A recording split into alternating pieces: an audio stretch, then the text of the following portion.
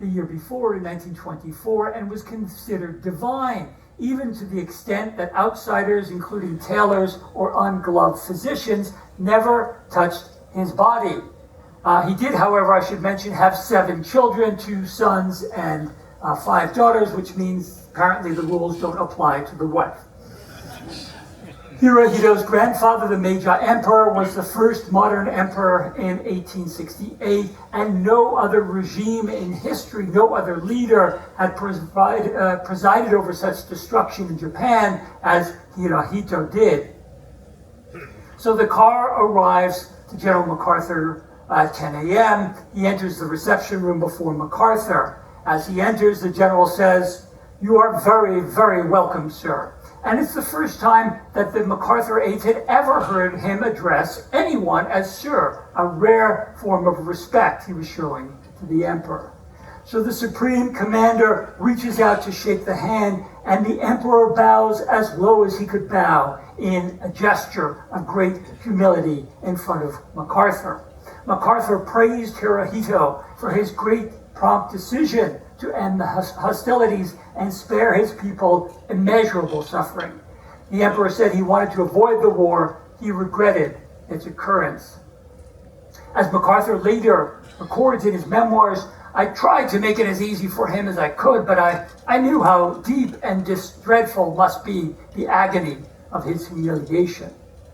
According to MacArthur, Hirohito said, "I come to you, General MacArthur, to offer myself to the judgment of the powers you represent, and as the one bearing the sole responsibility for every political and military decision made and action taken by my people in the conduct of the war." MacArthur later records, "A tremendous impression swept me. The courageous assumption of a responsibility implicit with death, a responsibility clearly belied of the facts of which I was fully aware, moved me to the very marrow of my bones." MacArthur knew that the emperor was coming. He did not tell the press. Rather, he told only his personal photographer, who had taken some rather famous images of the general that you may recall, such as MacArthur waiting ashore on his return to the Philippines. So he tells this photographer, "You can come in and take a single photo." Now the photographer knows that is very chancy. He begs for more. MacArthur agrees, "You can have a total of 3 photos, and then you must leave the room." And it is a good thing that the photographer bargained for a total of 3, because the first 2 did not come out well. In the first image, which you've probably not seen, MacArthur's eyes are closed, so you can't use that one. The image number 2, the emperor's mouth is gaping open, so it was considered undignified. So you can't use that one. And number 3 is the one you've seen. It came out well. That's the famous one showing MacArthur is much taller than Hirohito, relaxed with his hands on his waist. The emperor is looking anxious, straight at the camera and wearing a suit. It is clear in this image who is the figure of authority.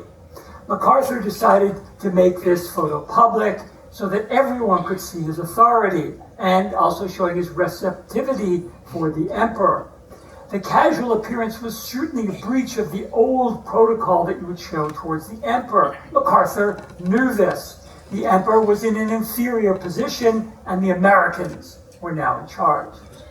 This initial meeting went well, but already months before the war, Time magazine asked the big question about the emperor: how long can an anachronism last?